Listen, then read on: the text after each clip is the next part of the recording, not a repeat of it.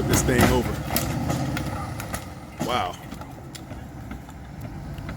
There goes the windshield.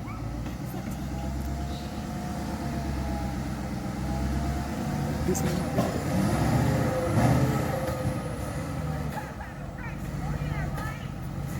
It's a winch.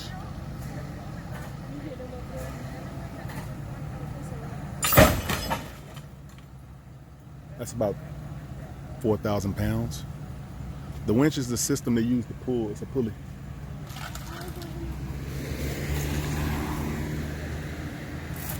Interesting.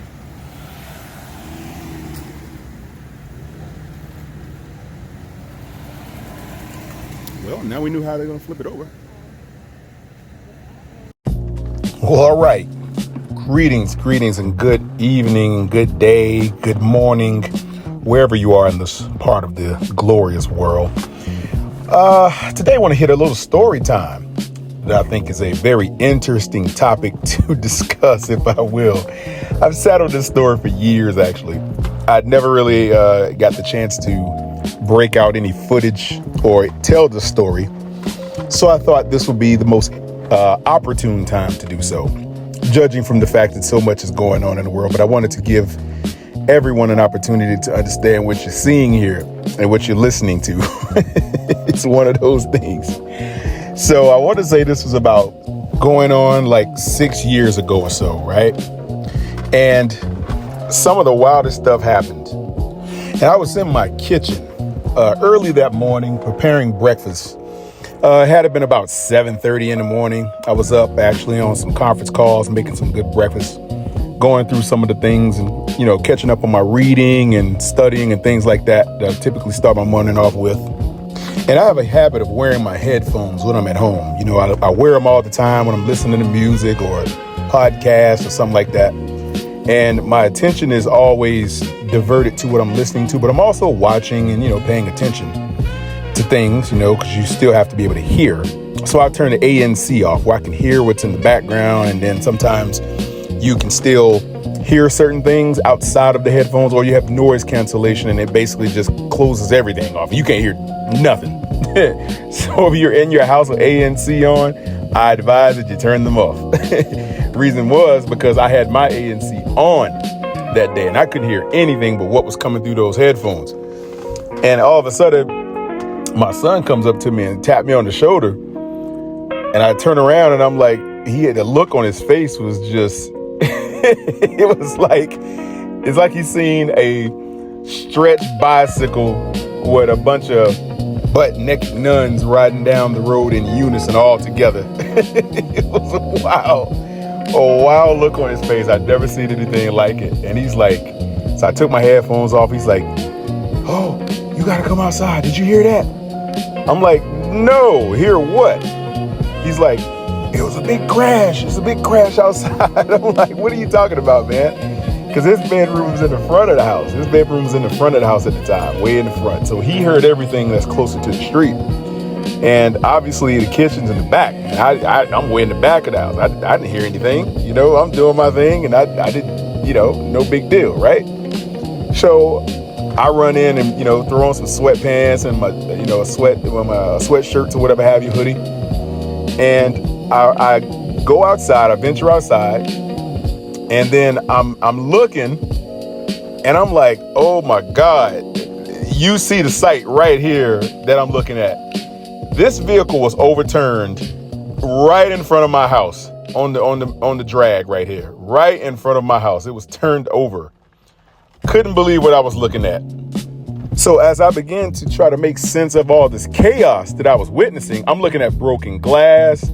I'm looking at wheels off the vehicle or just in the middle of the road. The axle was broken off. This vehicle overturned. Okay, what happened was apparently there was an elderly man driving this vehicle. And he was driving down the road, and I guess he got distracted. Well, what happened was on the other side of the road, some of my neighbors across the street were getting lawn care applied to the house, right? It was getting lawn care done and all this stuff. And the little gate that they carry, the trailer gate, where they drive up the little ramp to unload and offload the vehicle. or the lawnmowers off of the vehicle was down on the street where they could actually just drive the lawnmower or whatever up and down the ramp, and they could access all their equipment up and down that ramp. So the ramp was down. So obviously the guy that was coming up the road, this elderly guy, clearly was distracted by something other than what was outside. I don't know if he was fumbling with the radio, or if he was looking at his phone, maybe looking in the back seat, grabbing some prunes or whatever it was he was trying to get his hands on. His attention was obviously distracted from the road that was in front of him, because his right wheel went up the ramp, okay? And it caused his car to flip completely over. You couldn't have scripted this any better. If I'd have just told you guys this story without showing the video, you would never believed it. You would have never have believed it. This is one you have to actually, you'd have to see it, which is why I'm showing this, which is why I'm putting the story time out. It was that of which you see in a movie. It was almost like those proverbial movie scenes where the guy's flying down the road and he's being chased by somebody or by a cop or whatever it is. And then his wheel just hits this little levee point and it throws him up in the air and he flips over like Burt Reynolds and lands on the top side of the car. That's exactly what happened. Now, I didn't see the accident. My son said he actually heard as soon as it hit the ramp. And by the time he looked out the window, the car was flipping over. So he kind of saw it. He heard the impact, but he was already standing at his window. He just happened to open the blinds and boom, he saw the car flip up.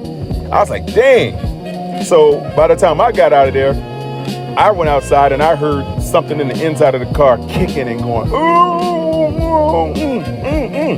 I'm like, oh, snap. That guy is in that car and he is not unconscious. He is potentially injured. I'm thinking the guy's broken his neck. He's fractured multiple vertebrae. Maybe he's suffering some type of lacerations from all the glass, the shattered glass everywhere, the windshield shattered. I'm thinking the worst for this guy. I'm like, oh, there's no way this guy is coming out of this in one piece. If he survives this, it's going to be a miracle. Like, I mean, it was insane. I say, man, I've never seen this in real life actually happen. So I'm thinking I'm going to have to rescue this guy and save his life. So I'm talking to one of the neighbors when I run outside. He's like, hey, man, is anybody in there? I'm like, I don't know. And then we hear something kicking and moaning in the car. He's like, hey, you gonna get him out? He looked at me and he said, you gonna get him out? I'm like, yeah, are you gonna get him out? But we both like, yeah, let's go get him. It was only a split second that we had that little dialogue, because we were both kind of looking of how to get in the car or whatever have you. And then I noticed like all of the airbags were completely deployed. So I figured if he was hurt, it was maybe because he banged his head or hit his shoulder blade on something or something like that. But it wasn't like to where the car was from the 1960s and there were no airbags and he was just hitting straight hard surfaces in that car. So he had a soft landing, if I would say so, in the event. If you want to basically surmise it to say anything, I would surmise it to say that as bad as that all was, he still was able to get through all that in one piece without the injuries, thank God, being more severe. As far as I could tell, he didn't have any deep lacerations. He had some bumps, bruises, some scratches and things like that from where he hit his face on some of the hard surfaces in the vehicle, things like that, of that nature. But for the most part, he was all right. I was like, man, you're fortunate. Thank God he was driving a late model vehicle, because if that thing was from the 60s or the 70s, like most of those older people like to drive, they like to hang on to these 1972 Cadillacs. They'll still be driving them around. Especially if they're like 75 years old. They'll be keeping these old cars for 5,000 years. Thank God he didn't, because that would have probably claimed his life. There's no way he would have made it out of that thing in one fell swoop if that vehicle was old and it had all these issues or whatever have you, where there's no high level of regards of safety when it was manufactured. Back in the 70s, safety was not anywhere as close to what is emphasized and pushed upon the narrative for society today in the societal standards of 2026. Or 2020 was when that actually happened, for that lack of a better word. But the gentleman made it out safely, and cops all came out, as you can see. All of the ambulances came and, put him on a stretcher. The fire truck came out to make sure. I was a little worried at first going up in that vehicle. I was thinking, man, if I smell gas and this thing's about to blow or catch flame, we gotta make real quick movements here to get him out of there. That was the first thing I was thinking is, man, I hope this car didn't explode. So we were like, kicking on the door to pull him out. We got him out, and the fire department was like, man, you guys got him out of there. This thing is mangled. This car's all beat up. Can't believe you got that door open. I'm like, yeah, me neither. But I was pulling on it. And you know what they say? You get that certain level of superhuman strength or whatever have you when situations arise like that. And you're just, you just kick into savior mode. And you just get all this adrenaline rush. And next thing you know, you become the Incredible Hulk. And you can like rip the door handles off a vehicle. You can rip a whole door off of a car, especially if it's about to claim somebody's life and you're trying to save them. So that stuff is real. It happened to me. I've always heard the stories about the mom, the car falls on the kid and the mom's got to get the car. The mom lifts the vehicle up. She gets all this superhuman strength out of nowhere. Looking like, what do you call it? Like Lex Luger. That actually is real, man. That's real stuff right there. It actually happened to me when I was able to do such a thing. I ripped that door clean off. Boom. The door didn't come off the hinges, but I did rip it open where the guy was able to get out of the vehicle and crawl out. And he was healthy enough to where he didn't have any broken bones. It didn't look like he did. I didn't go to the hospital with him or anything. After the stretchers came and got him, they took him in for observation and, checking him out and stuff like that. But from what I can understand and what I could see, he didn't look like he had any life-threatening injuries or ailments that would keep him from getting on with a healthy life. But I'm sure going forward, he'll either not be driving anymore or he'll be very careful of what he's doing when he's driving going forward. Because I knew he was afraid. I could see the look in his eyes. He was terrified. I don't blame him. I mean, there's no telling what could have happened.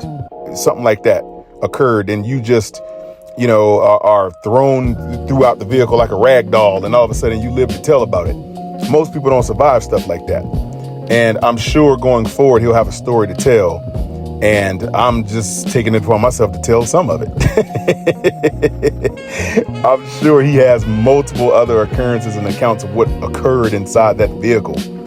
Obviously, I wasn't in there. I just saw the aftermath. So, but yeah, that's a little quick story time I wanted to tell you guys, share that with you all. And hopefully this is a lesson to us all. Do not, and I repeat, do not text and drive. Do not fumble with anything in your car while you're driving. When your car is moving, please keep your eyes on the road and on the steering wheel with your hands. Don't be fumbling around in a car looking for food or drinks or something weird like that. Make sure you're at a complete stop before you start scurrying about the cabin of your vehicle of some kind, moving around, grabbing stuff, opening drinks and all this weird stuff.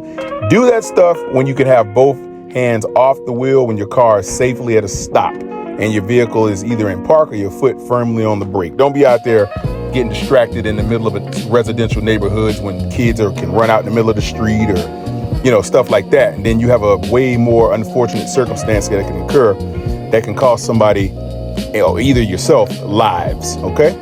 That's it for y'all tonight. Appreciate y'all for checking it out. Go like, share, and subscribe. Hopefully you enjoyed the content. Peace.